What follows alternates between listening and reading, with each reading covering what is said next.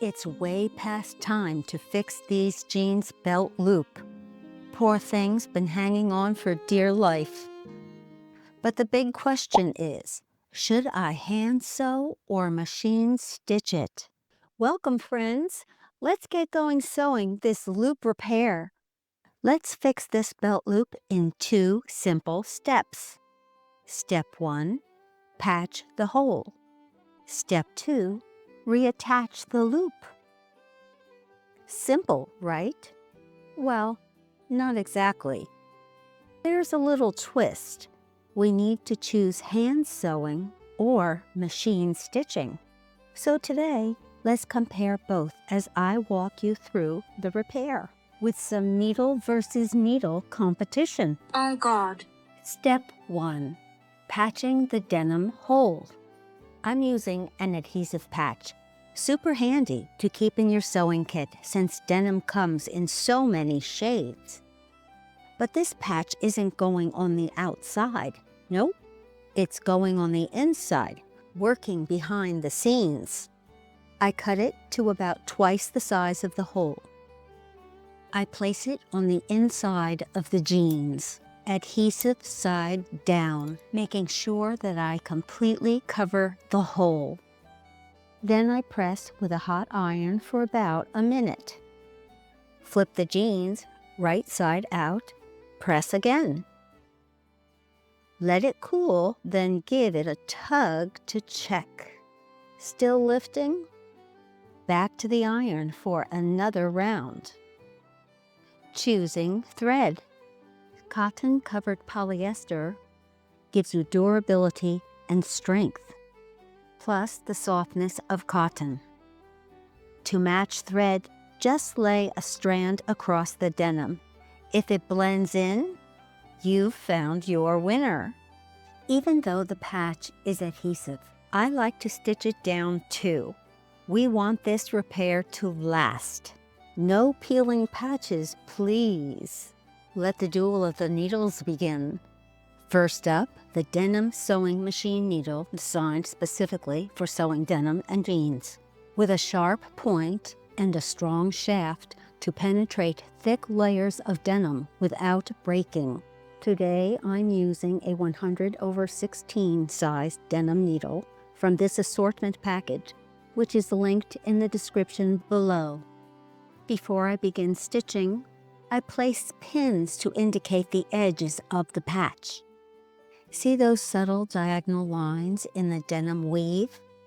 I follow those to make the stitches almost invisible.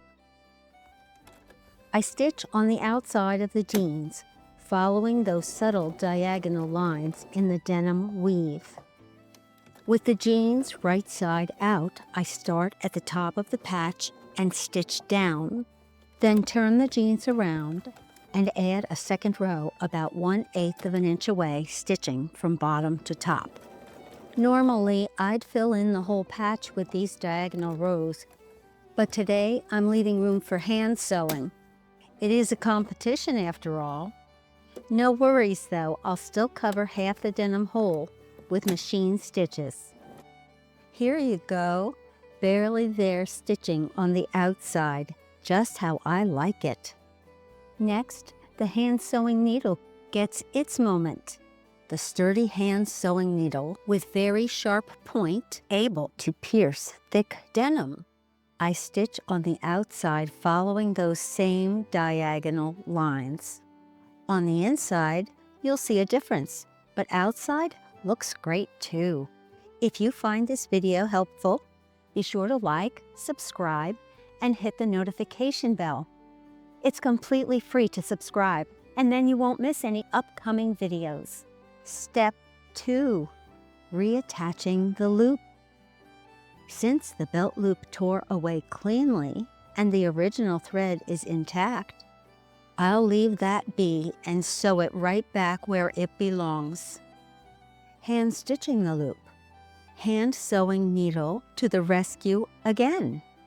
I compare the placement of the loop bottom to one of the other loops on the pair of jeans and find that that loop has a problem. It's partially detached. I think I'll address that one too, as a bonus, because that will be handled differently. With each stitch, I go through the patch, the jeans, and the belt loop. And normally, I would attach the entire bottom of the belt loop with my hand stitching, but I'm saving half of that bottom for the machine stitching. So I tie off my hand stitching with an end knot, machine stitching the loop. Now let's test the machine again. And it's zigzag time. I set stitch width to 3 and stitch length to 1. I've hit a bit of a bump, not in the road, but in the jeans. The presser foot doesn't love climbing over that thick denim loop with all its stacked fabric layers. See how the back of the presser foot tilts down? That's where a seam jumper like this little gadget comes to the rescue. It helps level out the presser foot so your machine can sew over the bulky spot, avoiding tangled threads, and your stitches stay nice and even. I've linked the seam jumper in the description below. And if you don't have a seam jumper on hand, a folded piece of cardboard can do the trick in a pinch. It's a great DIY solution for taming those chunky seams. With my zigzag stitch, I backstitch and stitch forward a few times, enough to secure the bottom of the loop, and the needle-to-needle competition is complete. The belt loop looks great outside and inside. And the tug test? The entire loop is secure. Time for the bonus loop repair. Earlier, I spotted another belt loop about to break. That time, I went with hand sewing. The loop was still partly attached, making machine sewing tricky. Even the patch had to be hand sewn first, then pressed down, because the loop layers blocked the iron.